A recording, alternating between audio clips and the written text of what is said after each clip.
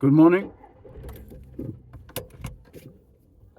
We all know that the algorithm sometimes, Morgan, has eerie ways,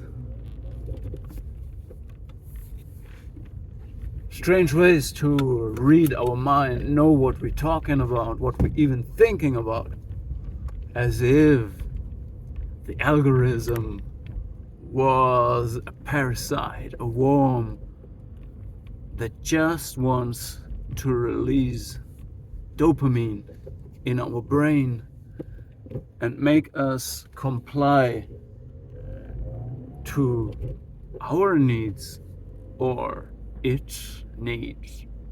Whose need is satisfied? Anyway, just while I was talking about the parasitized empathy, just when I'm talking about the covert narcissist that overtakes social systems, families, like a cancer, like a fungus, like a worm, like a parasite, I stumble across a strange video on YouTube about the archetype of the worm.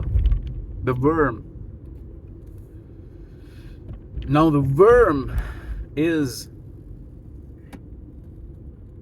the most basic archetype of the parasite, okay? And I saw these strong parallels to the covert narcissist, the parasitic predator, and I connected it also to Nietzsche's last man, a man that is perfectly mediocre and just lives to be satisfied by 1,000 microcircles of instant gratification and external consumption of goods, lives only in a comfort zone, never ever has to perform or stand up or stand out in the crowd and go against the grain. A man that has become completely tamed, avoidant, and thus is the opposite of being dangerous and potent. Anyway, I also was talking and thinking about motivational speakers and people who live by that example, people who say what they do and do what they say, like David Goggins and Wim Hof and many other coaches and motivational speakers. And what they do is actually they show us methods to fight the lower nature, the warm nature, the lower nature that is within us, our lower nature, our worm nature. They fight this weakness in the flesh, this external locus of control. Compulsive behavior is the worm. Everything that we do compulsively because we want to satisfy neuronal, we want to satisfy wiring in our brain that craves for dopamine. There's 1,000 ways this could be, like micro instant gratifications, like checking your phone, checking a reaction, getting more likes, standing up in the midnight to eat something, having a craving for a certain product, especially when it's about sugar or alcohol or other, when you sit on the couch because you have smoked a spliff and you're just sitting there like a worm and you wait for the next craving to come and to satisfy an instant gratification of your whatever needs.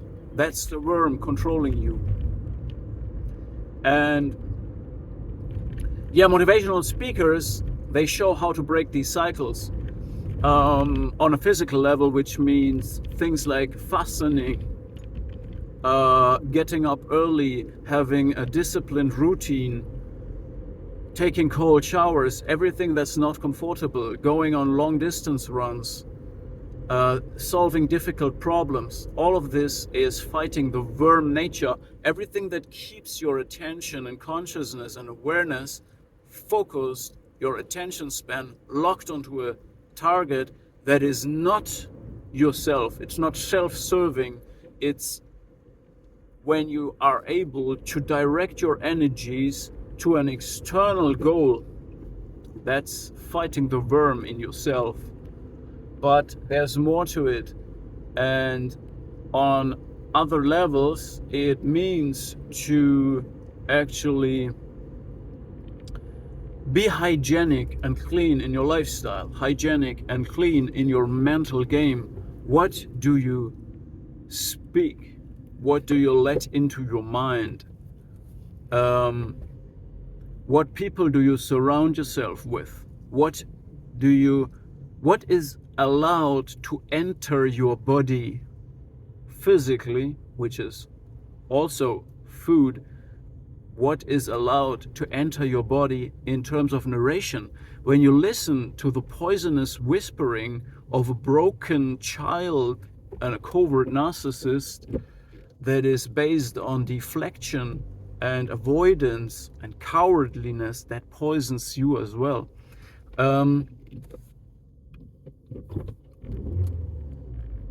And there's one more thing I've realized. I hope I remember it now.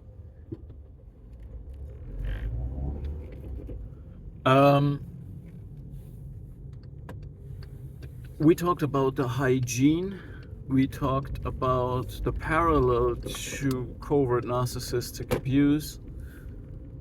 We talked about the lower nature and how to break these cycles physically. Need to think. I remember it. I had to think about it. I also was thinking about the archetype of the hyper-functioning griefer, right? And he's represented also by these motivational speakers like David Goggins and Aragorn, Arathorn's son in Lord of the Rings, and many others.